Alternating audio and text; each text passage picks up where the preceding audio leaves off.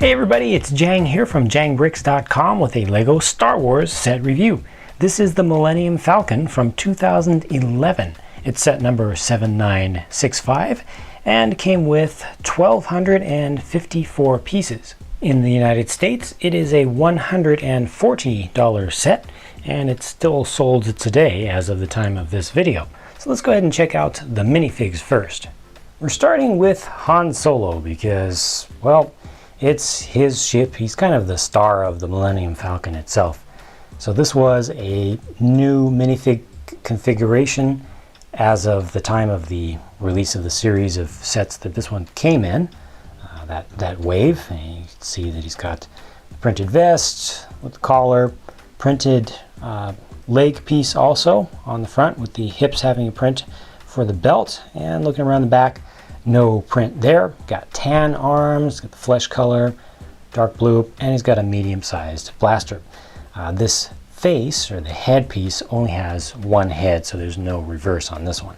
Here's Chewbacca, the ship's first mate, you might say. And he's got the black nose on this one, reddish-brown overall, and does have the silver-colored bits on the kind of bandolier element. He's got his bowcaster there in gunmetal gray. And you can see the print continues around the back. The head is all one piece and covers down the front and the back. That's all one piece of plastic all together. Here's Luke Skywalker, looking not at all happy. They just don't give you a happy face for this version. There is a second face, I will show you that in a second, but pretty nice job with the print on this one actually. The torso and the legs go together well. You can see kind of crinkle marks going all the way down. I like that. I do like that. Blue lightsaber blade. Hair is the light tan and kind of tousled all the way around. No print on the back of this one. So I'm going to go ahead and bring this around and let you see what the other face looks like. This face has the blast shield built into its printing that goes with this helmet. They give you the alternate helmet for his training, when he was training against the little training droid. So that's nice. That goes together pretty well. I think they could have pulled this off with just the helmet piece. They could have included a blast shield going across the front of it. Would have been nice to have a happy alternative face, but this is what we get. Leia gets a happy enough face, right? So that works. You see, this one just has print on the torso, and that's it. It still looks okay. It has the proper hair with the buns on the side, dark brown color, completely plain on the back, but does include a blaster also. And she has a second face. It's her not amused face, and you see that works out. It's pretty appropriate given that she did have a number of moments on the Millennium Falcon where she was pretty annoyed.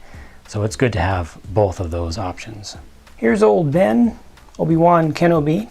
Has the old man face, kind of bags under his eyes, a little bit scrunched up in between or wrinkles in between the brows, and has print on the front of the torso. There's no print on the back of this torso, no print on the hips or legs, and there's no second face on him. He's got his blue lightsaber there, and the reddish-brown cape or robe going around the back. And yep, that pretty much takes care of him. What? Darth Vader on a Millennium Falcon set? I can understand the desire to include some bad guys to shoot at with any set, with any good guys set, but Darth Vader? I don't know. I like the figure. The figure looks good. Has good printing on the front of the torso. He has red lightsaber blade, normal helmet, black cape. That's all good. Silver lightsaber hilt, and this one also has a face underneath of it, so that's good. You can take that helmet off, and there you can see what his face looks like. It's multi-colors actually, a little bit of dark bluish gray and a little bit of dark red in addition to the black and white details that are used there. But I don't understand why they included Darth Vader here. It's just not appropriate. He doesn't really go with the Millennium Falcon at all, but I guess it's to have somebody for Obi-Wan to to fight against, you know, at the escape scene. I don't know, I would have preferred to have a couple of stormtroopers instead of this guy. All right, so the ship. At first glance, I'll just say, you know, overall general impressions, looks really good to me.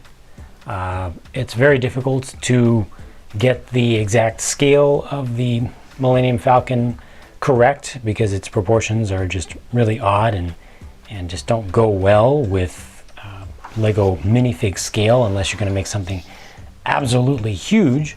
But overall, I think given the compromises you have to make, this came out looking pretty good. Lots of detail on the outside, greebling, you know, random stuff.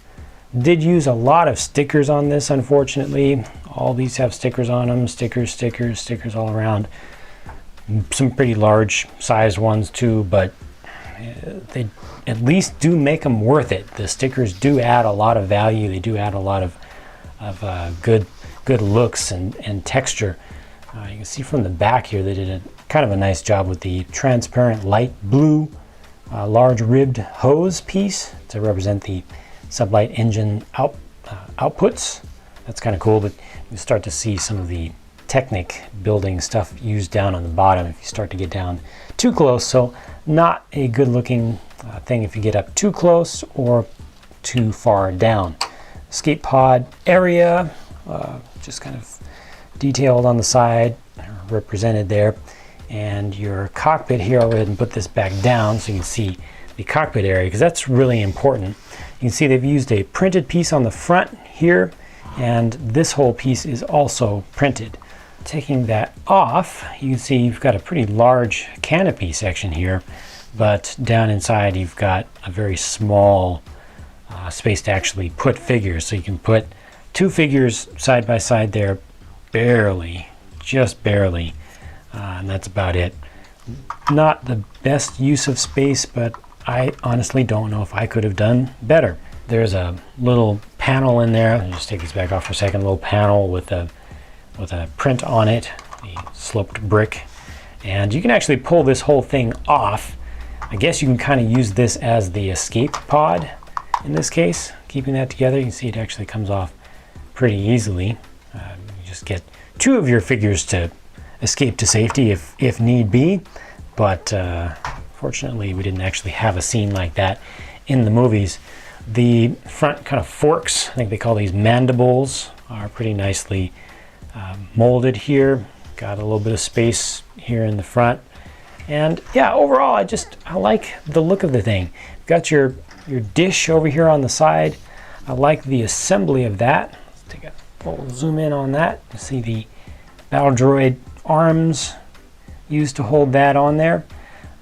The way that it rotates, unfortunately it's on a side, so it's always going to rotate itself back down. It doesn't really go around properly, but you can angle this thing up and down also, so that's nice.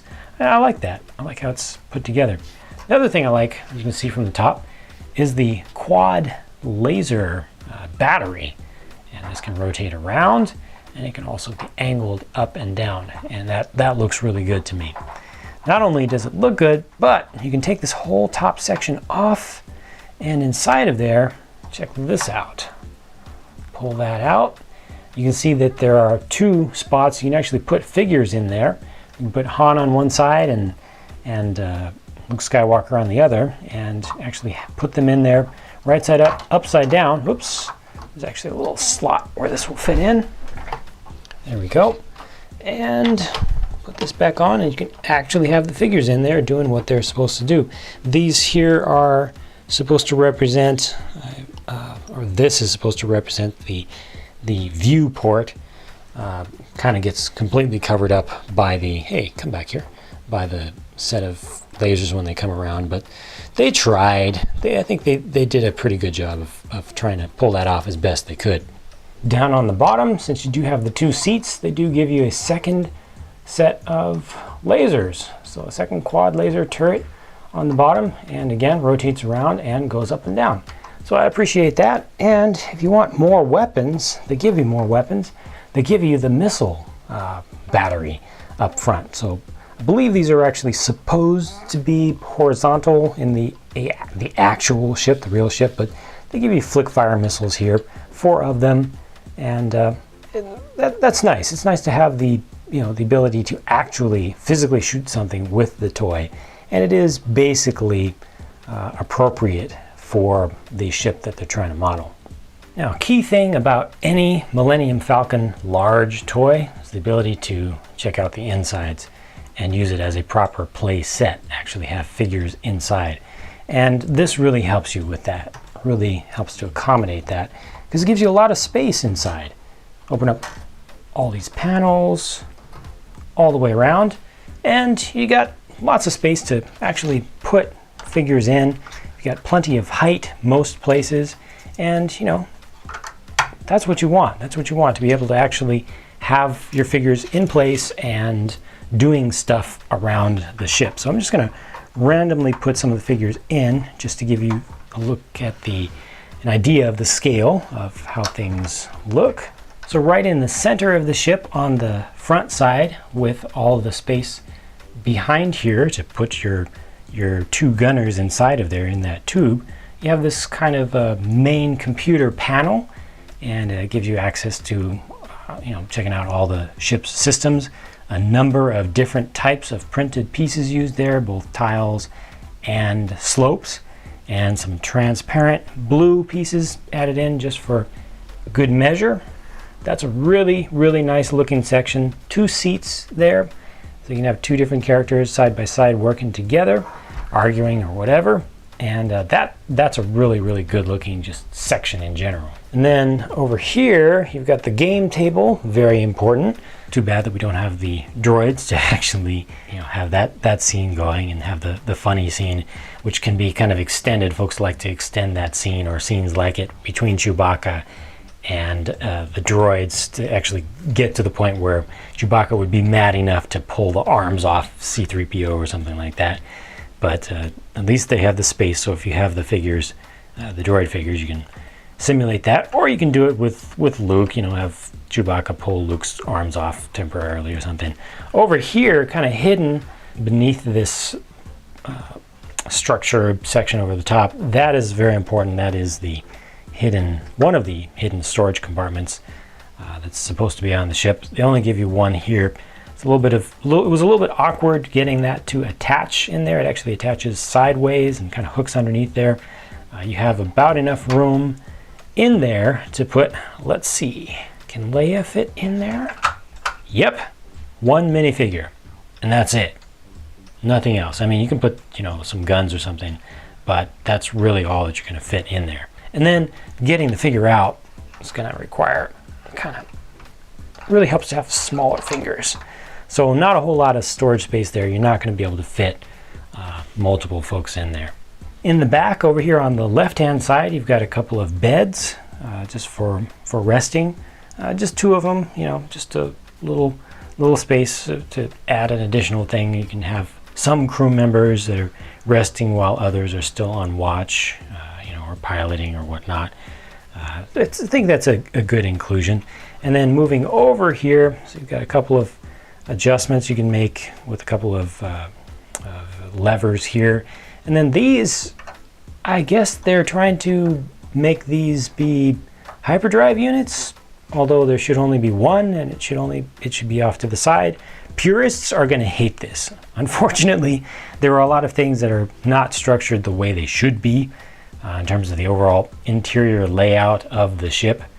I think that's a little bit unfortunate, but most kids are not going to be, who actually want to play with this, are not going to be as disturbed by details like that. But 2 hyperdrive, full-size, same-size hyperdrive units just doesn't make sense to me. Got nice little bits of texture back here. You could also see these as being shield generators, but again, they're in the wrong space for that. So a little bit awkward there. And if you're a purist and going for the correct design of the ship on the interior, no, it's not going to work for you. Over here we've got Luke with the helmet on with the blast shield. I turned his face around, and he's got the training droid. Let's take a look at the training droid itself.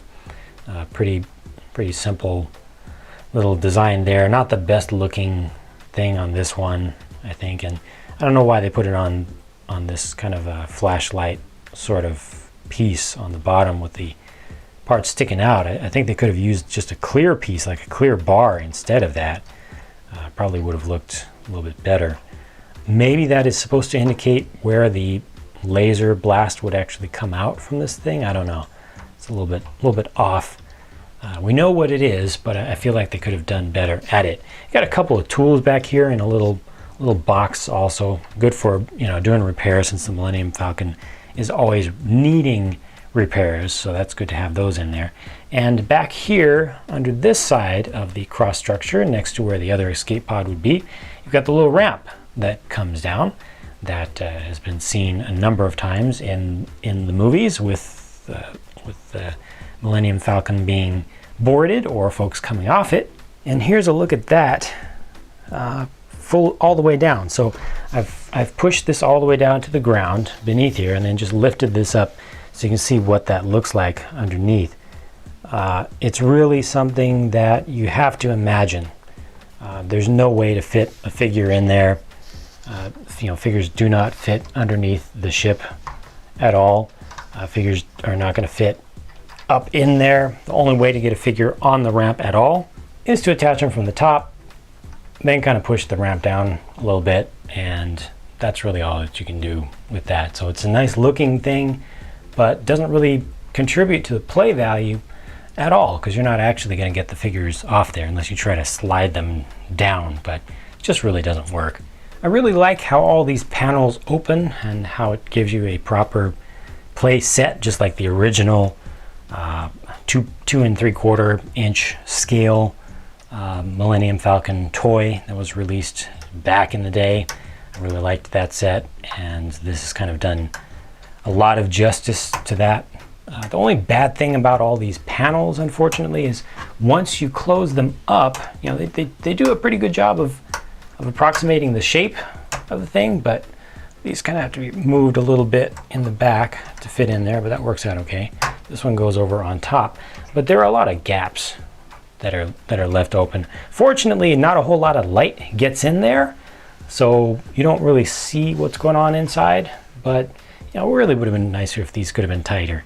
Again, I don't know myself how I would have been able to get them to be tighter and still pull off this overall look. So it's a thing where I can say I feel like it could be done better, but I'm not sure I could actually do it myself. So I have to limit what I say about that one, because if I don't have a solution to a problem, then I only have a little bit of right to complain about it.